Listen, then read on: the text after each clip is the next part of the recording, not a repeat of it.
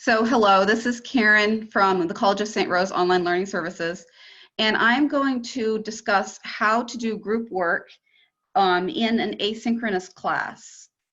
The one thing to remember is that asynchronous classes can be very transformative and informative to the students. You can achieve the same level of work in an asynchronous online class as you can in a face-to-face or a synchronous online class.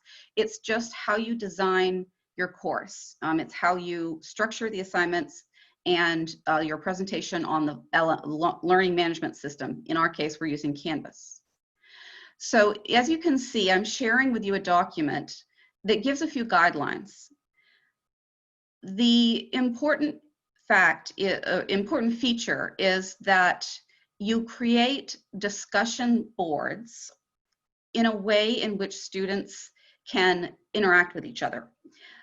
And there are certain best practices when doing that.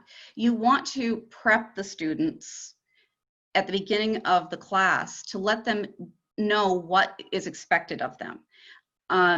So you would have at the beginning of your class a page in your modules that explain what the group work activity that's coming up will be and what roles there will be, and how it's going to, how many groups will be formed and all those details, so that they know right at the beginning of class that they have a task ahead of them that will be clearly explained to them.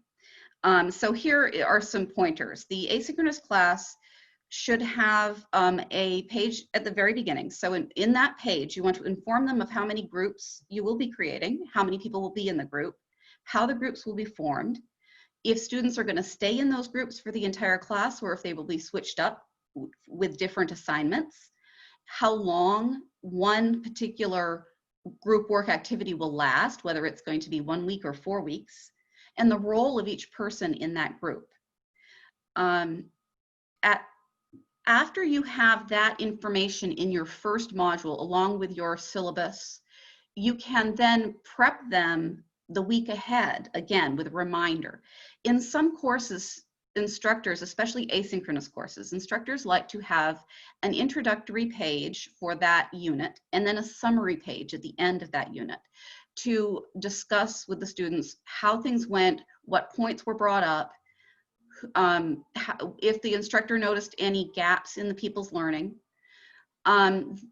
So having a preliminary page and a summary page in your modules, each module, which is a different topic area, is a good idea, because in that prep page, you can prep them for the group work in that module. In the summary page, you can prep them for the next activity that's coming up in the next module. So what you're essentially doing is giving them information in different locations and at different times. Here's an example.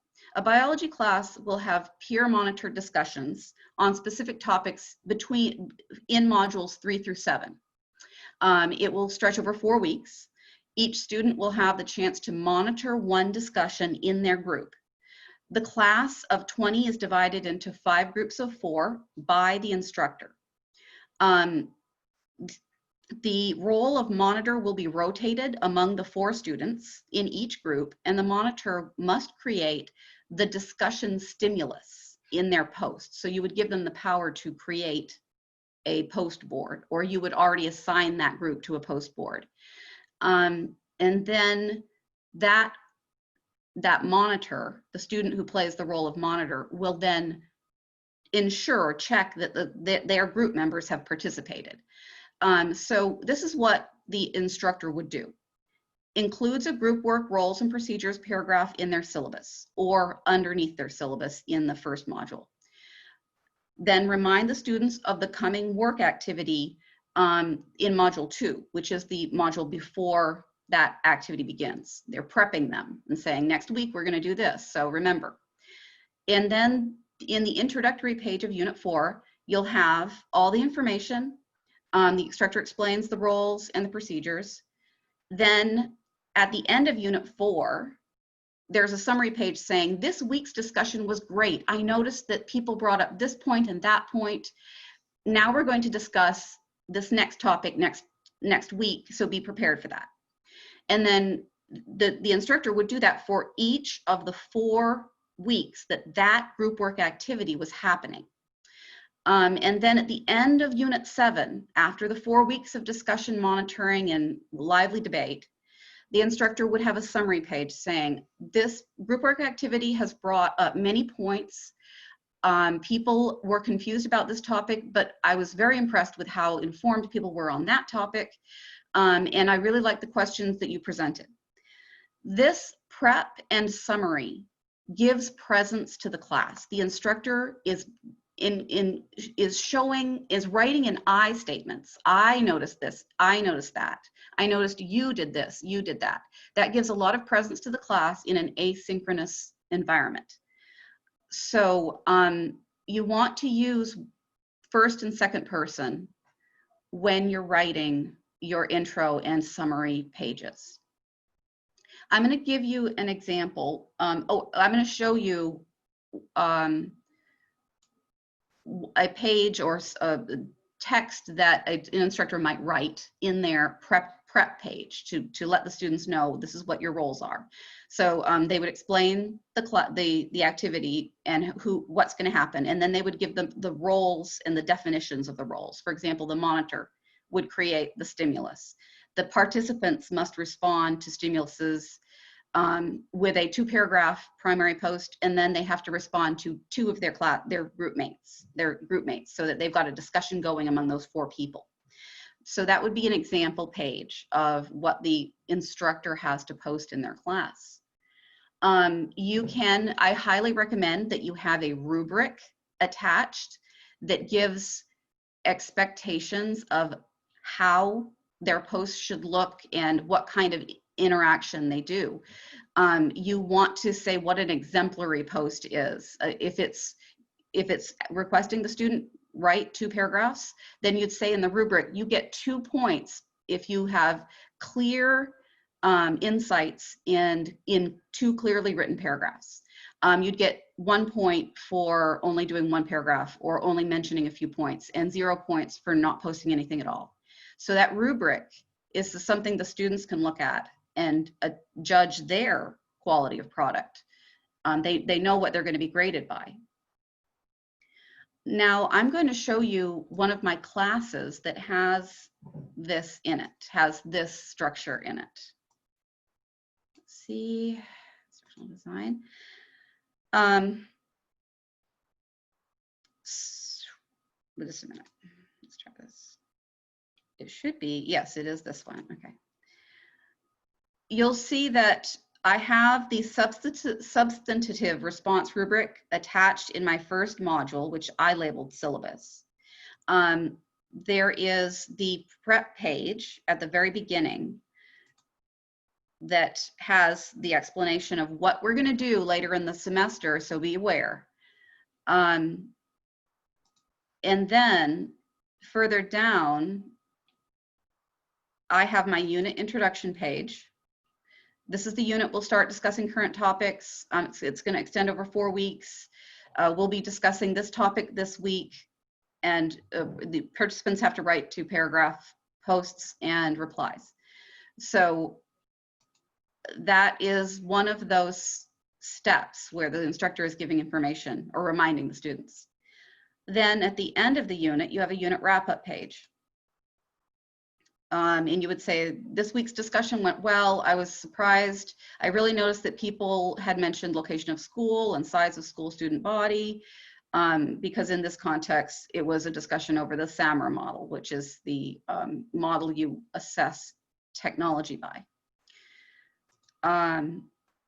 That is the end of that unit.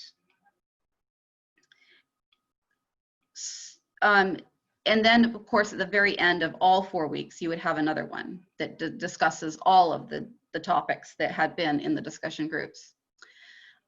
One thing I also want to show is that let's see, learning guides can be very helpful because it helps the students find out how many points they can achieve at a certain point in the class. And I'm gonna try to pull that one up for you. Whoops. Let's close that, okay. So a learning guide is basically a calendar, but it's a very detailed calendar. In the learning guide, you would mention the assignment, or you have specific dates. Some of them would be assignment due dates. Some of them would be dates you should start a project, or a date when a certain concept will be presented in the class. And you would have page numbers. You would have what is it? Oh, paragraph numbers and book reference numbers. This document is intended to be changed every semester, but the rest of the course design can be copied over to the next semester without any changes. A learning guide is the only thing that you would have to change if you appropriately design an online course, because you want to design it to be enduring, and you don't want to have to go in every semester and change every module with new dates and new times and new page numbers. So you would include on the learning guide that information, and that would be the only thing that you'd have to change. I wanted to point out that on some learning guides, instructors will say, this is a course that you can get a maximum of 100 points. By date 9/16, if you got all of the points so far, you would be at 50 out of 100. So that informs the student of where they are compared to where they should be or could be. We know that students aren't always going to make top grades, but it helps them gauge what their effort has been so far, and if they need to step up or if they're fine with what they're doing. So having you can make this many points out of this many points at this point in the class is good useful information for the students. And that sums up my presentation of asynchronous course design. The last thing I do want to point out is that you can use discussion boards. So, all right. I'm going to go ahead and turn off the recording now.